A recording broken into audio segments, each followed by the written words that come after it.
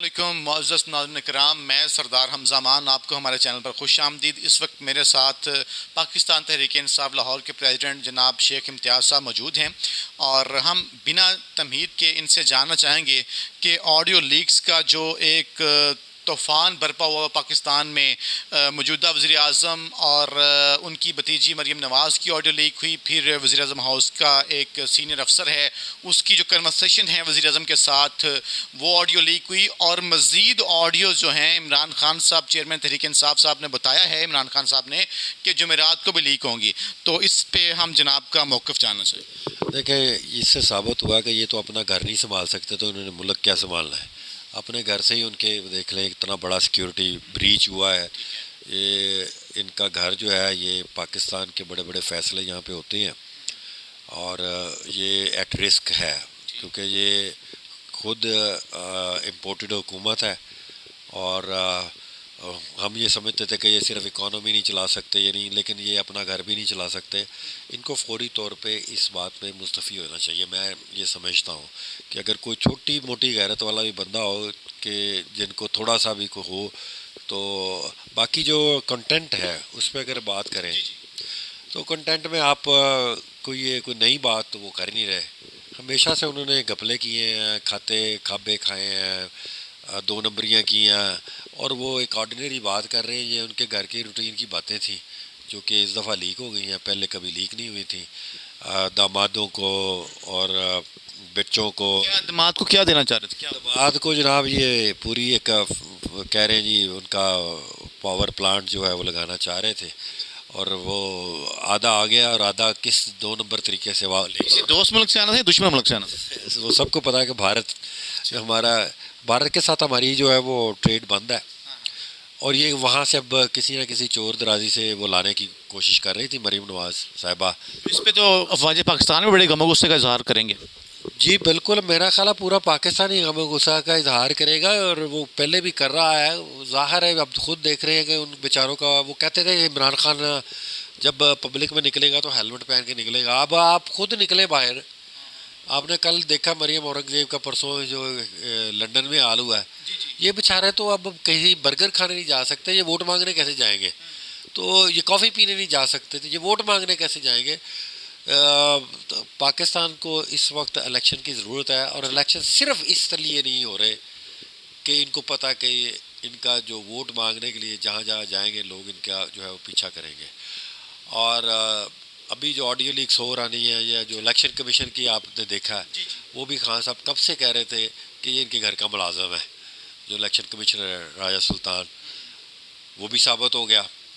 وہی اس نے کہا جی، وہی جو سیٹیں جی ان کے استعفے ایکسیپٹ کرنے، ان کے نہیں، وہی چیزیں ساری جس تاریخ کی بات کر رہے ہیں وہ ہو رہی ہیں۔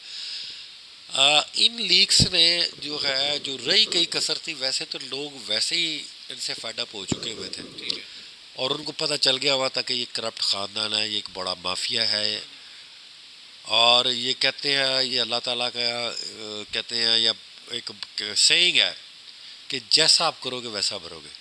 ساری عمر انہوں نے جو ہے آڈیو ویڈیو، اور آپ نے دیکھا پہ نذیر بھٹو صاحبہ کی تصویریں جو ہے فوٹو شاپ کر کے پھینکی گئی، اور پھر جارج ارشد ملک کی، پھر وہ ثاقب نثار کے صاحب کے خلاف انہوں نے جو ایک محاذ کھڑا کیا۔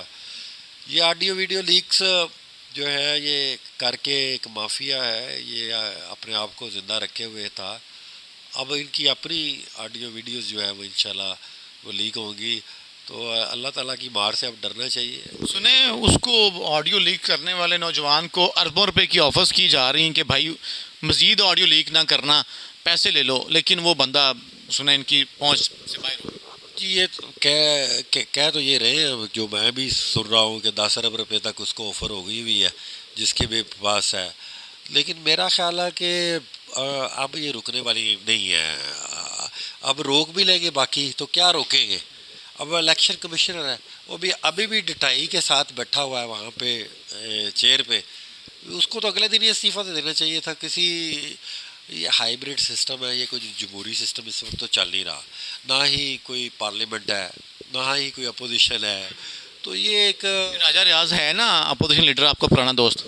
تو خیر ہے یا نہیں ہے یہ تو آپ کو بھی پتہ ہے کہ نہیں، مجھے بھی پتہ ہے. کبھی اس نے کہیں احتجاج کیا ہے کہ یہ اتنی مہنگائی کی ہے، کبھی وہ تو سمجھ لیں کہ اپنا ہی بندہ انہوں نے ایک بٹھا کے اپوزیشن ایز اے لیڈر شو کر دیا ہوا ہے.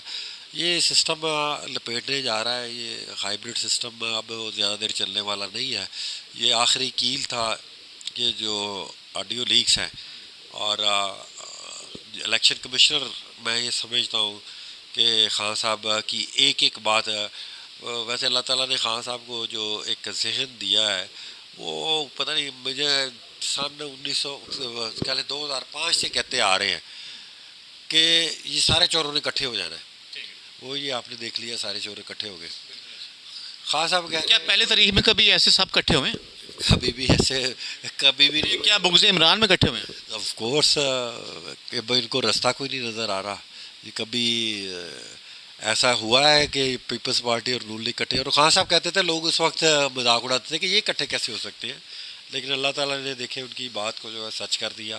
اب خان صاحب نے کہا کہ یہ ان کا گھر کا ملازم ہے، تو آپ دیکھ لیں وہ لیک سے سب آڈیو آ گئی ہے، اس میں مریم اپنے چچا شہباز شریف وزیر اعظم کو کہہ رہی ہے کہ جی چاچو جی میری اس سے بات ہو گئی ہے الیکشن کمشنر سے، تو وہ کہہ رہے کہ سابق وزیر اعظم عمران خان کو توشہ خانہ کیس میں نااہل کر دوں گا، آپ کھل کے کھیلیں. اچھا وہ تو پوائنٹ آ گیا، آپ نے بتا دیا. دوسرا میں پوچھنا چاہوں گا، یہ ایئر فورس کے طیارے میں بیٹھ کے اسحاق ڈار صاحب گئے تھے لندن، اور ابھی اسی طیارے میں وزیر اعظم کے ساتھ پروٹوکول میں واپس آئے ہیں.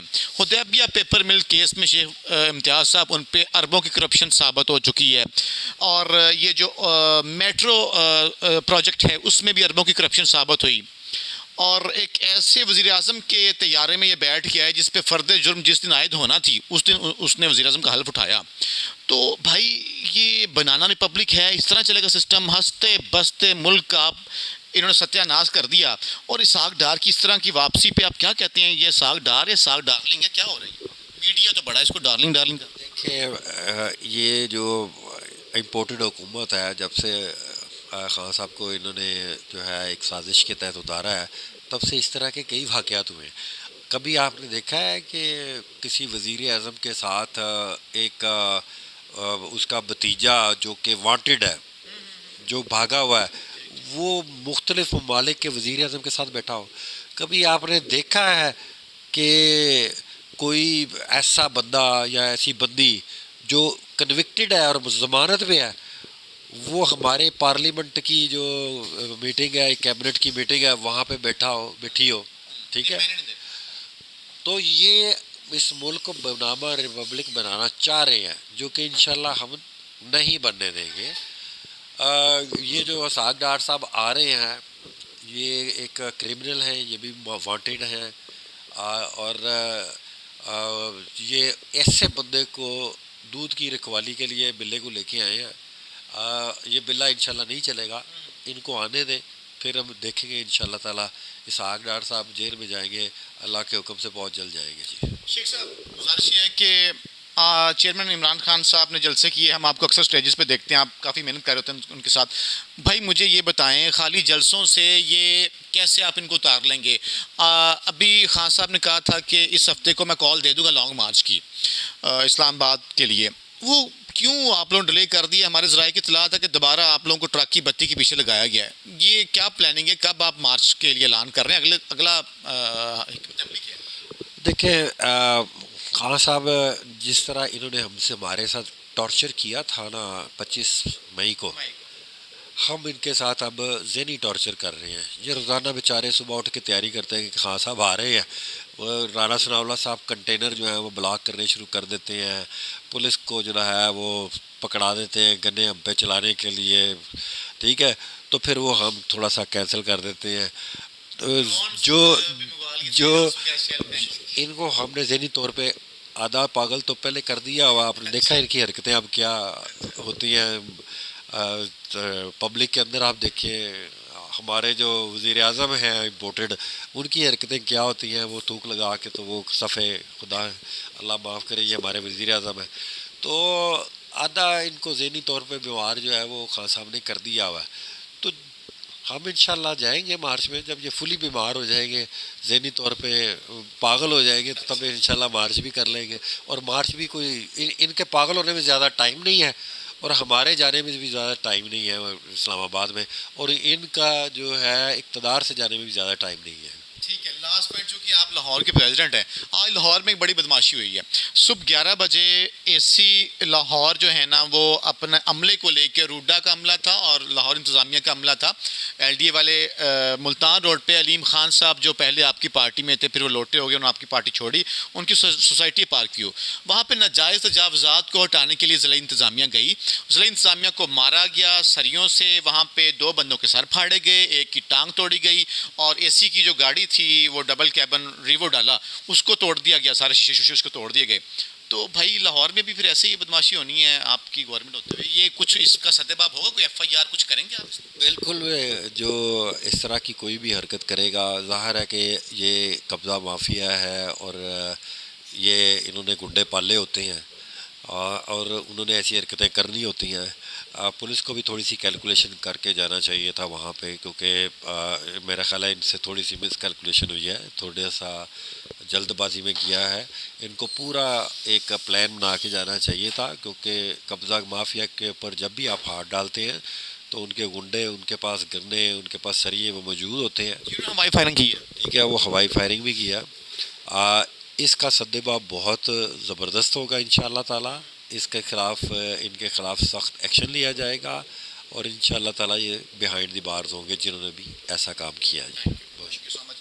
جی ناظرین کرام، آپ نے شیخ امتیاز صاحب کے خیالات جانے، مجھے امید ہے پروگرام آپ کو بہت پسند ہوگا. اپنے دوست حمزہ امان کو اجازت دیجیے. پاکستان زندہ باد.